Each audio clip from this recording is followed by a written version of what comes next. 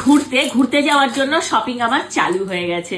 কোথায় যাচ্ছি ঘুরতে পারলে কিন্তু কমেন্ট করো। আর তার আগে দেখো, এই দেখো কি সুন্দর একটা ড্রেস আমি নিয়ে নিয়েছি। এই ড্রেসটা মানে আমি অনেক দিন ধরে আমার অ্যাড টু কার্টে আমি করে রেখেছিলাম যে যেদিন আমি এই ড্রেসটা কেনার সুযোগ পাবো সেদিনই নিয়ে রাখবো, যে পরে যদি আবার মানে খুঁজে না পাই, যাতে খুঁজে পাই সেই জন্য অ্যাড টু কার্টে করে রেখেছিলাম। তো এই দেখো ড্রেসটা, এটার ঘেরটা এত ভালো লেগেছে আমার। কিন্তু একটাই দুঃখের বিষয়, এর সাথে না কোনো প্যান্ট দেয়নি, এর সাথে কোনো প্যান্ট দেয়নি, কারণ এটা হচ্ছে কাইন্ড অফ লং কুর্তি বা কাইন্ড অফ একটা তোমাদের বলো ওটা ফ্রক, সবই পরা যাবে, কিন্তু এর সাথে প্যান্ট দেয়নি।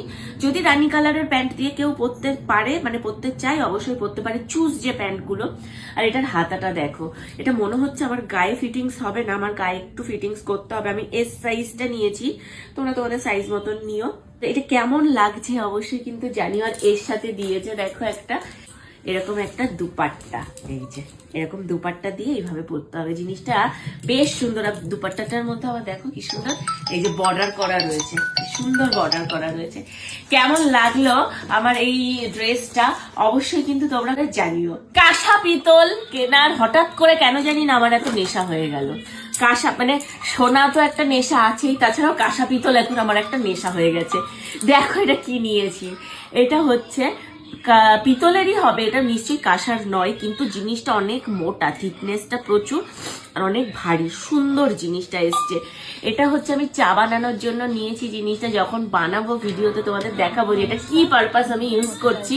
আর এই যে এর সাথে দিয়েছে হচ্ছে এরকম সুন্দর একটা কাঠের হ্যান্ডেল, আর এই হ্যান্ডেলটা দিয়ে এরকম এই যে সুন্দর করে এই দেখো হ্যান্ডেল সেট হয়ে গেল। আর এগুলো মাজা ঘষার জন্য ভীষণ ভালো। এই হ্যান্ডেল খুলে শুধু মেজে নাও, আবার হ্যান্ডেল লাগিয়ে নাও শুকিয়ে। এই যে এরকম ভাবে সুন্দর করে এরকম ভাবে ঢালা যাবে। এই যে এখানে সুন্দর করে মুখ করা রয়েছে। এটা দেখে পুরো একদম সোনার মতন লাগছে না, দেখতে পুরো একদম সোনার মতন লাগছে।